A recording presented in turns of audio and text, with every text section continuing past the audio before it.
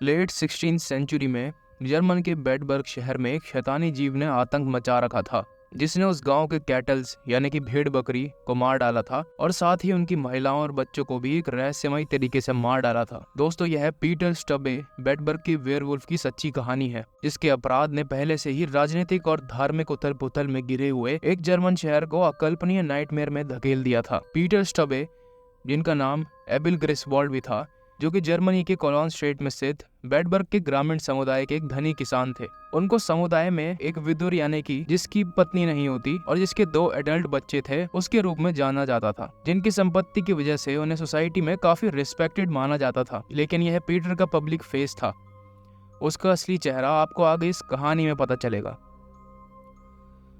उस समय कैथोलिक धर्म और प्रोटेस्टेंट धर्म के लोगों के दिलों और दिमागों में एक युद्ध सा चल रहा था, जिसके कारण दोनों धर्मों की सेनाएं बेडबर्ग में आक्रमण करने लगी। इसलिए वहां के लोगों के लिए विवाद और मौत अनजान सी नहीं थी। इन सब कारणों की वजह से ही स्टेबे को अपने काले काम करने के लिए बेडबर्ग एक बढ़िया जगह लगी। कई सालों तक बेडबर्ग के आसपास के किसान अपनी गायों के अजीबोगरीब मौतों से हैरान थे। कई हफ्तों तक हर दिन उनके चरगाहों में कैटल्स मरे हुए मिलते थे, मानो किसी जंगली जानवर ने उन्हें वहीं पर चीर दिया हो। किसानों को लगा कि यह भेड़िया का काम है, लेकिन यह वास्तव में पीटर स्टबे की एक अननेचुरल मजबूरी की शुरुआत थी कि वे म्यूटिलेट करे और मार डाले। धीरे धीरे उसकी यह इच्छा एस्केलेट हो गई अटैक्स में उसके नेबरिंग विलेजेस पर। बच्चे अपने खेतों और घरों से गायब होने लगे। महिलाएं उस रास्तों से गायब हो गई जहां पर वो चलती थी या रोज यात्रा करती थी। कुछ उसमें से मृत पाई गई और कुछ कभी मिली ही नहीं। पूरे समुदाय में दहशत सी फैल गई थी। भूखे भेड़ियों पर फिर से संदेह हुआ और सारे ही गांव वालों ने जानवरों के खिलाफ हथियार उठा लिए। कुछ लोगों को तो एक और भी ज्यादा खतरनाक जीव से डर लगता था।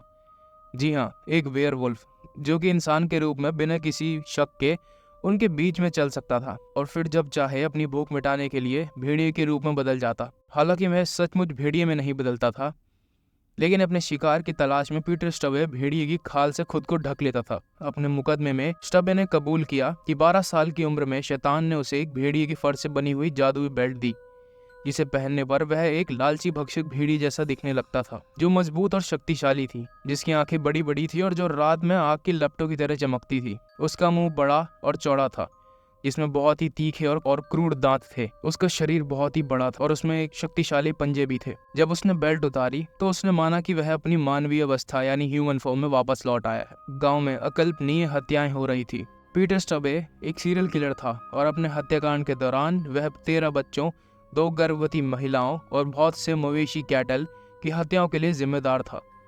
और यह कोई साधारण हत्याएं नहीं थी। उसके शिकारों में से युवा महिलाओं के साथ वह गलत काम करता था। उन्हें मारने से पहले वह युवतियों के साथ गलत काम करता था।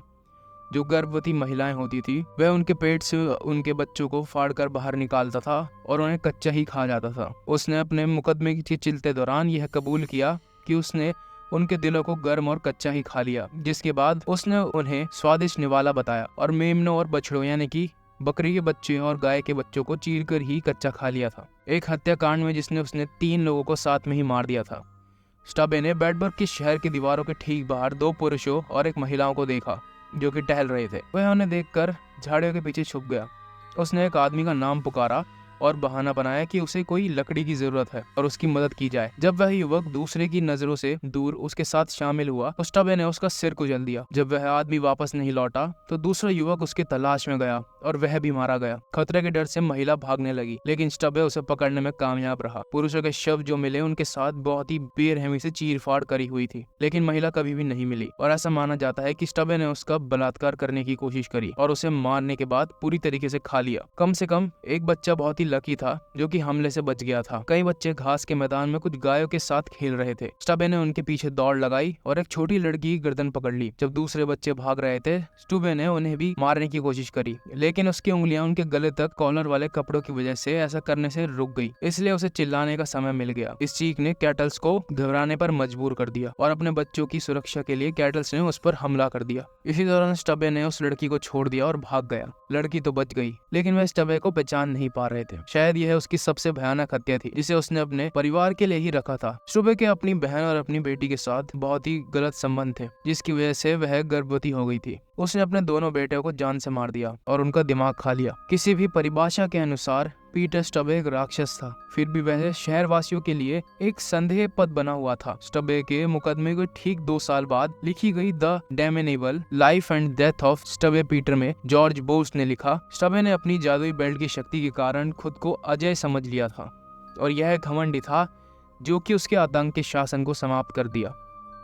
और वह यही घमंड था जिसके कारण उसके आतंक के शासन की समाप्ति हुई। जब कई लापता लोगों के अंग खेत में पाए गए तो गांव वालों को और भी यकीन हो गया कि एक भूखा भेड़िया है जो कि इसके लिए जिम्मेदार है, और इसलिए कई सारे शिकारियों ने अपने कुत्तों के साथ उस भेड़िए का पीछा करने निकले। अब यहाँ कहानी काफी अजीब हो जाती है। लोगों ने कई दिनों तक उस प्राणी का शिकार किया जब तक कि आखिरकार उन्होंने उसे नहीं देखा। लेकिन कहानी के अनुसार जिसका पीछा किया था वह कोई इंसान नहीं था। कुत्तों ने उसका जब तक पीछा किया जब तक कि उन्होंने उसे घेर नहीं लिया। शिकारियों को यकीन था कि वे भेड़िए का पीछा कर रहे थे, लेकिन जब वे उस जगह पहुंचे जहां कुत्तों ने उसे घेर रखा था तो वहां पीटर स्टबे डर कर बैठा था। जॉर्ज बोर्ड के अनुसार भागने की कोई जगह न होने के कारण स्टबे ने अपनी जादुई बेल्ट हटा दी थी और भेड़िए से मानव रूप में बदल गया था। शिकारियों ने कोई जादुई बेल्ट नहीं देखी जैसा कि स्टबे ने बाद में दावा किया था कि उसके पास थी, बल्कि उसके हाथ में केवल एक साधारण सी छड़ी थी। पहले तो उन्हें अपनी आंखों पर यकीन नहीं हुआ क्योंकि स्टबे एक बहुत ही सम्मानित व्यक्ति था जो कि बहुत ही लंबे समय से बेडबर्ग में रह रहा था। वह एक वेयरवुल्फ कैसे हो सकता है?